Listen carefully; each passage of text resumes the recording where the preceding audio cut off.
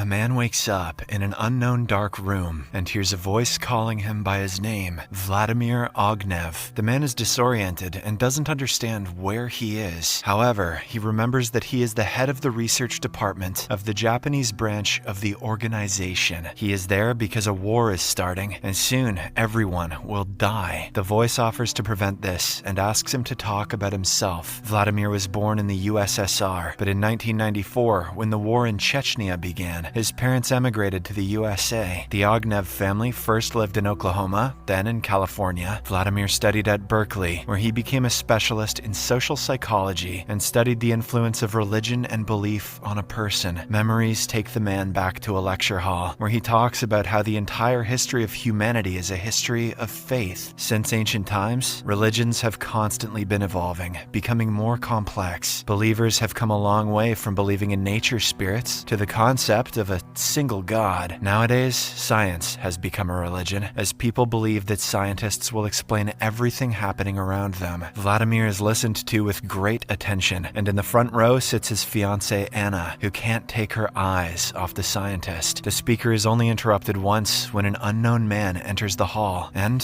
Vladimir continues talking about how a person sees and feels an unimaginably small part of the real world. And most importantly, it's impossible to correctly assess the level of human development without an alternative. To adequately assess the level of human development, another type of fully intelligent being is required. After the presentation, Vladimir and Anna celebrate the event in a bar, but the young people want some privacy, and they go out into the corridor, where the same unknown man named Osiri rudely pulls Vladimir away from his fiancée. He is interested in Vladimir's research, especially the part about an alternative to humanity, which the scientist himself considers fantasy. But Osiri tells him that the UN is actually funding such research and offers Vladimir a position at a university in Florida. The man refuses because he plans to get married and move to Washington, but after hearing about the offer of a large grant, he agrees to think about it. At night, he shares his thoughts with his fiancée. A person perceives only a few % of the real world. Humans can't sense a dog's smell or a bat's hearing, nor can they see in the dark. Language can't describe quantum mechanics, and the mind doesn't understand dark matter. So,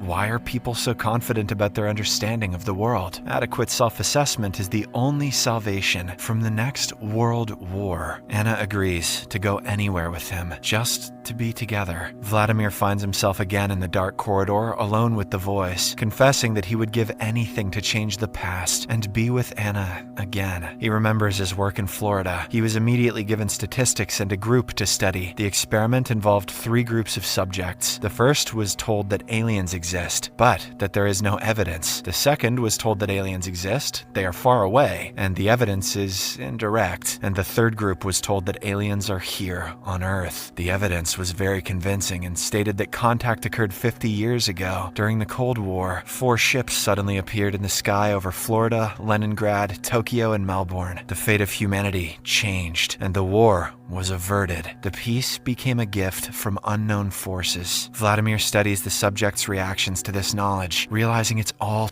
true. His world is turned upside down, but what concerns him most is that he can't share this with his wife, with whom he lives in a small house by the ocean. Anna is happy and wants to have his child. He can't shatter her belief in a secure future, though he himself has lost faith in the righteousness of the world order. Vladimir believes that humans should not have survived. If a nuclear war had started, humanity would have perished. The aliens dispersed them like a herd of foolish animals. Humans should have matured on their own, but they were deprived of that. Later, Vladimir begins his work. One day, he steps out for coffee with a colleague and confesses his desire to make contact, arguing it's impossible to study human reactions to aliens without having seen them himself. His colleague admits to having experienced such contact, describing it as unforgettable. Meanwhile, Vladimir and Anna learn that they're having a boy, a period of immense happiness for the scientist. It ends when their child is born dead. The doctor explains that in some areas, cosmic radiation levels have inexplicably risen, significantly increasing infant mortality for 20 years. The cause is unknown, but as a university teacher, Vladimir could help. However, he refuses to cooperate. Anna returns from the hospital utterly devastated, and to Vladimir, it seems like it's always raining over him. His wife stops talking to Vladimir and spends her days lying on the couch. Finally, Vladimir tells his wife that the alien ships are responsible. The radiation levels are rising in the cities beneath these ships, causing children's deaths. But Anna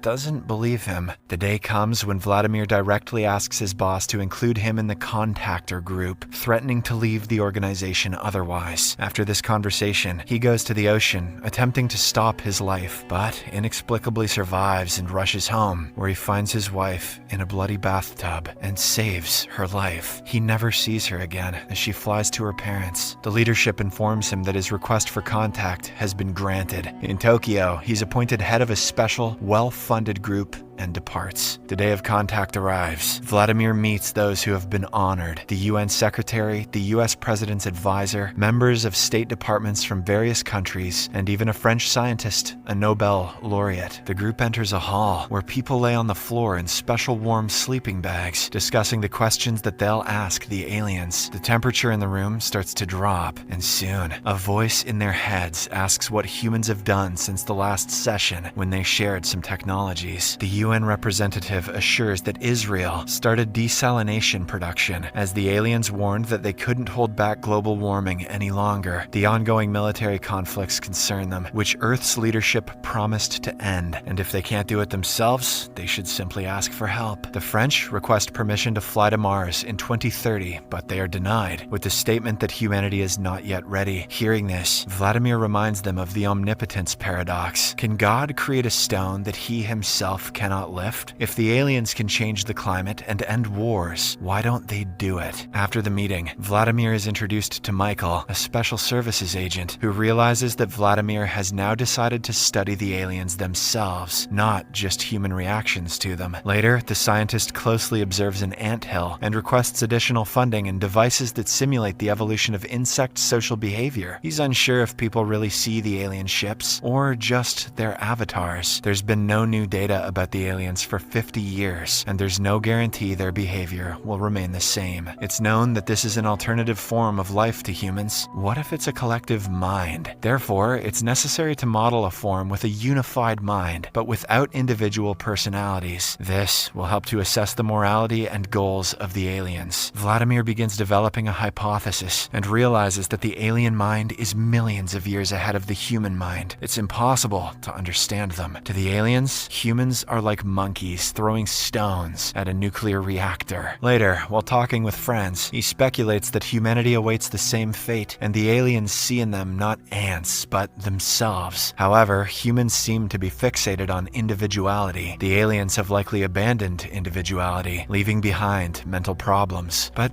what's the point of a person without uniqueness? Soon, Vladimir is appointed head of the department. Years pass, and his research makes no progress. He can neither disprove nor confirm the theory of the collective mind. One day, he receives a letter from Anna, in which she writes that she waited all these years for his apologies, and he didn't even write. She hates him for this. Later, Vladimir is urgently summoned to St. Petersburg for another contact. Michael admits that this contact was requested by the aliens. Maybe they intend to move to a new level of relations with humans and give them new technology. But Vladimir cannot predict the behavior of a different intelligence. The scientist, along with a group of influential figures, goes to the contact hall and lays in a sleeping bag. Everything happens as it did the last time. But today, the aliens have called representatives of world governments to announce their decision. They have observed humans for many years, but now intend to take action and demand that humans immediately destroy all weapons of mass destruction and disband armies around the world, erase borders, and unite humanity. Otherwise, Earthlings face total annihilation. The world leaders regain consciousness and ask Vladimir to explain the aliens' demands, but he is just as stunned as they are and cannot provide a definitive answer. He speculates that the aliens, having studied humans well, might be testing them. The leaders agree on one thing: they cannot remain defenseless against the aliens. Moreover, it turns out that Earth has developed Petropolis, a project involving shafts with nuclear missiles aimed at the alien ships all over the planet. Humans can launch a simultaneous attack, destroying the aliens within half an hour. The leaders depart, but Michael is sure that they will start a war. The role of the aliens is unclear. They have forbidden space exploration and dictated humanity's actions for many years. Vladimir even suspects that the aliens can read human thoughts. Nevertheless, he is certain that everything must be done to try and prevent a nuclear strike on the ships. Later, Vladimir goes home and suddenly feels the urge to step out into the street where a carnival is taking place. At the same time, his house is being searched, and Anna rushes to the ocean, feeling an unexplainable anxiety. Vladimir impulsively leaves his car and seems to run through all the memorable places of his life. He meets his wife, and they embrace against the backdrop of launching missiles. But